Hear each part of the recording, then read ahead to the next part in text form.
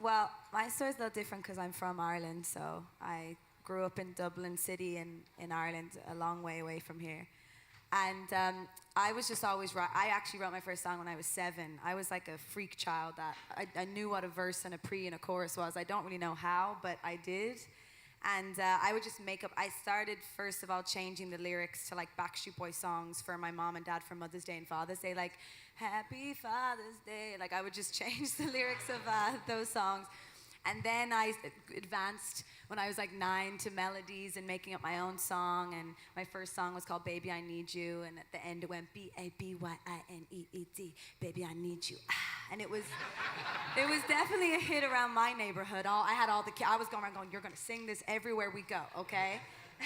So then anyway, then I got a girl band together basically. So my preparation, because I actually had a hit quite early in my career. And so the preparation before that was me kind of writing by myself all the time at home from when I was 7.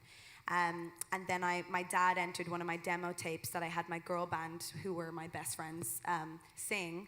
I was like, we're being a girl band, because I just wanted to hear the harmonies back and I wanted to hear the songs back.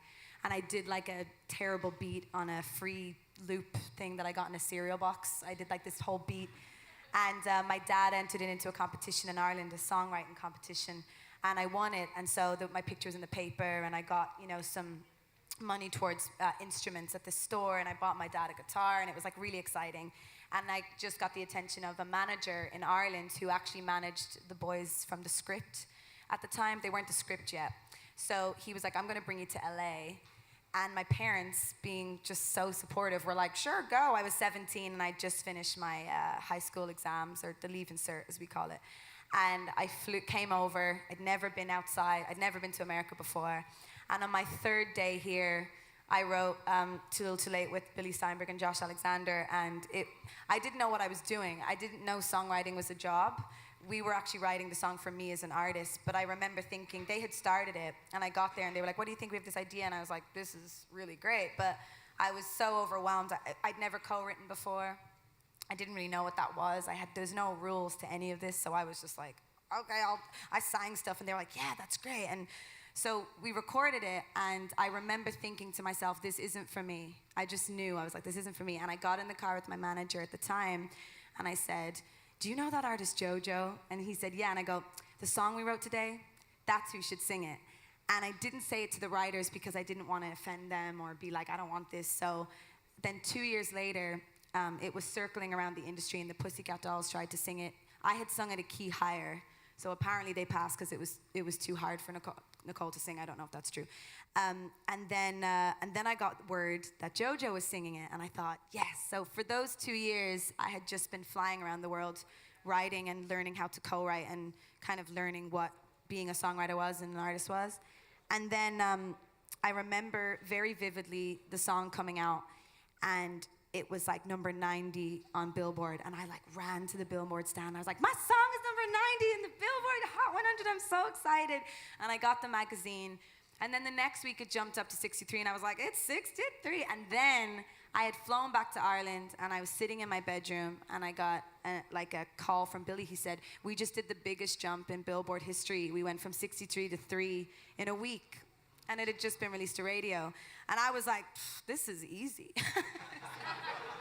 I was like, hits? This is easy. I learned after that it's definitely not easy, but so I sat up on my bed, and all the radio reviews had come in. And honestly, the song changed my life. I'm from a very middle-class family in Ireland, and it almost was like, I don't know, everything I feel like was preparing me for that moment of my childhood, like writing and doing it. And then when that happened, then the real work started. It wasn't like, oh, you have a hit and you're just like sitting. For a second, I was like, well, this is easy, I'm chilling.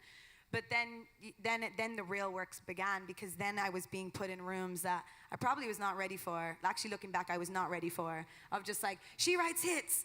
Go do the thing that you did with Too Little Too Late again, 50 more. And I'm like, I don't know. I just feel things, and I write about them. So it was my journey since then was you know, I had that big success globally, and the song changed my life, and I ended up getting a publishing deal out of that.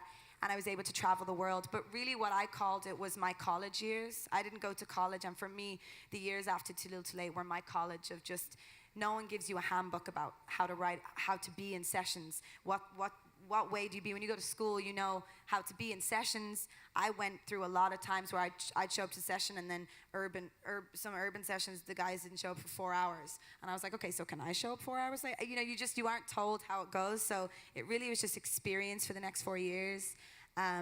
And then, you know, then I went on to do more songs and have more success. But really, those years after Too Little Too Late afforded me being able to travel the world and write and get experience and perfect the craft. And that's really what it's all about. So I guess that's where I'll...